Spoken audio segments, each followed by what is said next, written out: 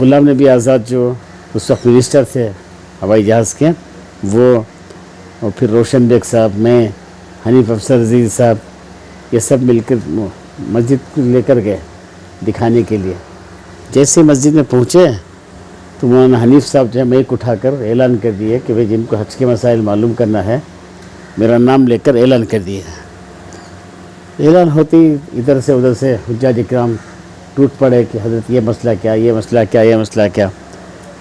پھر دوسرے دن مجھے جو ہے اپنے ذاتی مشورے کے لیے کمہار پیٹ جانا تھا مولانا قاسم قریشی صاحب سے۔ تو مولانا قاسم قریشی صاحب رحمۃ اللہ علیہ نے مجھ سے پوچھا کل کیا ہوا، تو میں نے بتایا۔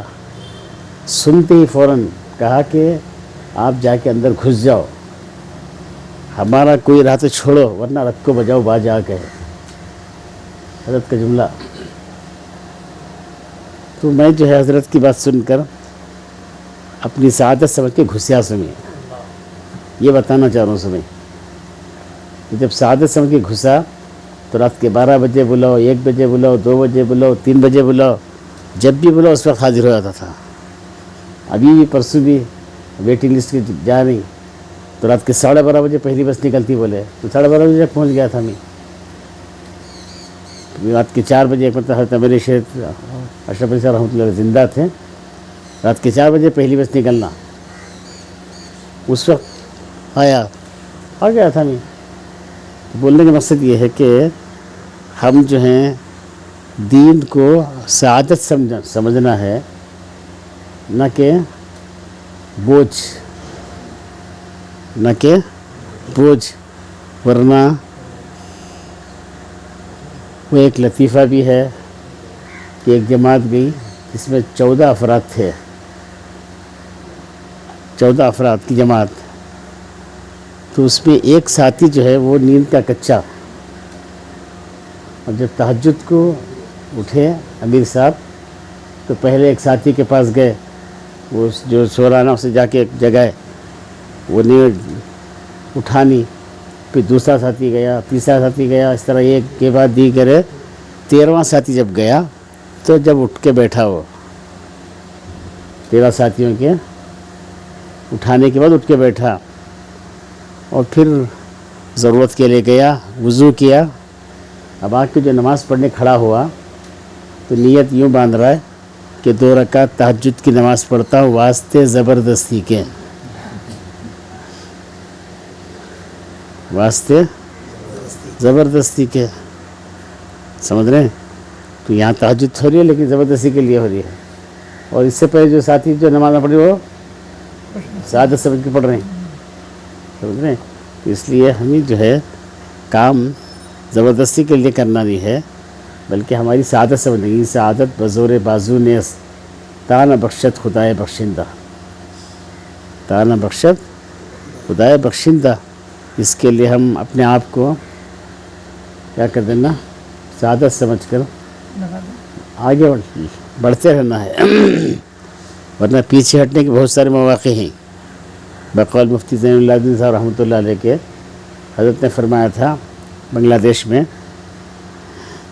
کہ جب جماعتوں میں نکلتے ہیں رات کے 2 بجے بلاؤ، گشت کو جانا ہے تیار ہو جاتے ہیں، خصوصی ملاقات کو جانا ہے تیار ہو جاتے ہیں، لیکن اپنے مقام میں جانے کے بعد دوسرے گشت میں سر کا درد آئے تو چھوڑا ڈالتی،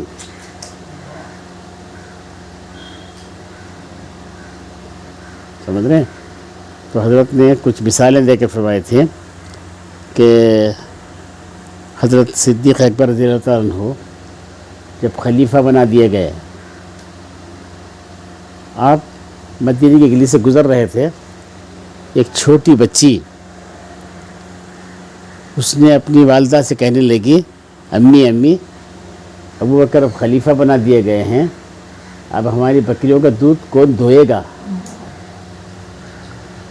تو وہ جملہ صدیق اکبر کے کانوں میں پڑ گیا رضی اللہ تعالیٰ عنہ، فوراً کھڑے ہوئے، اور بیٹی ڈرو نہیں، موت تک ابو بکر یہ کام کرے گا، موت تک ابو بکر یہ کام کرے گا، سمجھ رہے ہیں؟ اسی طریقے سے جب صدیق اکبر رضی اللہ عنہ کا انتقال ہوا تو انتقال کے ابھی مدینہ سے اطلاع ہوئی نہیں، ایک بڑھیا گھر سے باہر آئی، روتے ہوئے کہنے لگی مات خلیفۃ رسول اللہ، خلیفہ رسول کا انتقال ہو گیا۔ جیسے ہی سنا اڑوس پڑوس کی مستورات سب آ گئی، کیسے پتہ چلا، کس نے کہا، کسے پتہ چلا، کس نے کہا؟ وہ آپے سے باہر تھی، آؤٹ آف کنٹرول تھی، کچھ بتا نہیں سکی۔ پھر مسجد نبوی سے اعلان ہوا، پھر دوبارہ آئے مستورات، پوچھے اب ہم مسجد سے اعلان ہو رہا تم پہلے بتا دیے۔ کہنے لگی کہ ہمارا بیت الخلاء صاف رہتا تھا، پانی بھرا رہتا تھا، آج وہ نہیں ہے، میں سمجھ گئی کہ ان کا انتقال ہو گیا۔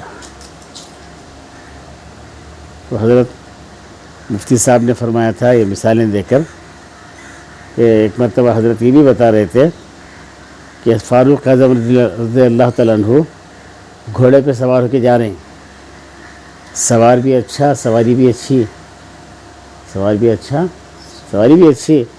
ذرا سا دل میں خیال آیا، بڑائی ذرا سی پیدا ہوئی تو فوراً چھلانگ لگا کر اپنی پاؤں کی ہڈی توڑ لی ہے، پھر درست کر لی ہے، سمجھ رہے ہیں؟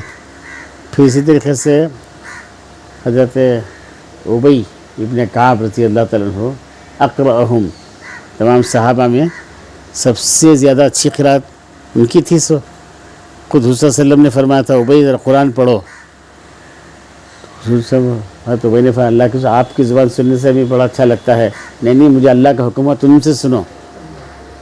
اتنا اونچا مقام ملنے کے باوجود کیا ہوا کہ فاروق اعظم رضی اللہ عنہ کے دور میں مسجد نبوی سے وہ باہر نکلے تو ان کے شاگرد 4-5 آگے پیچھے تھے۔ فاروق اعظم کو دیکھ کر اچھا نہیں لگا، ابی آج یہ منظر دیکھ رہا ہوں، آئندہ ایسا دیکھوں تو کوڑے سے ماروں گا، اس میں بھی تکبر ٹپک رہا ہے۔ تو حضرت مفتی ذاکر اللہ صاحب مطلب سب مثالیں دیکھ کر فرمائے ہم جو جماعتوں میں جا کے گشت وغیرہ کرتے رہتے ہیں، ان گشتوں کی برکت سے ہمارے اندر کی بڑائی ختم ہوتی رہتی ہے،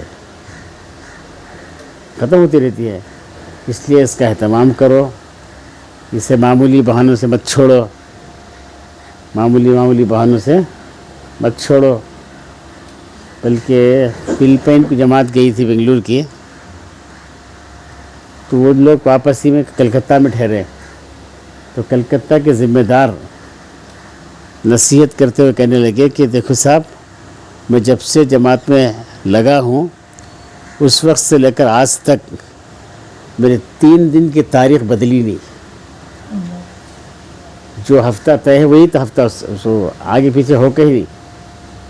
پھر اس کا انہوں نے کہا کہ ایک مرتبہ میں مجھے جس ہفتے میں جانا تھا اس ہفتے میں میرے بیٹے کی طبیعت بگڑ گئی، میں نکلنے لگا تو بیوی رونے لگی، آج تک میری بیوی کبھی روئی نہیں، اس وقت رونے لگی، بچے کی ایسی حالت چھوڑ کے جا رہے ہیں کیا؟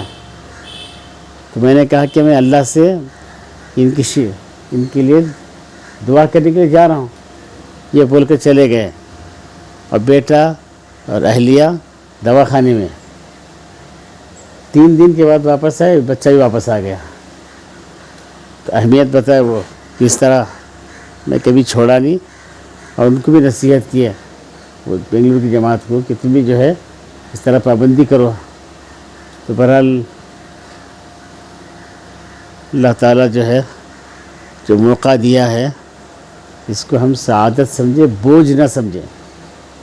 بوجھ سمجھتے ہیں تو جہاں تک ہو سکے اس سے بچنے کی فکر ہوتی ہے، سعادت سمجھتے ہیں تو جہاں تک ہو سکے اس میں آگے بڑھنے کی توفیق ہوتی ہے۔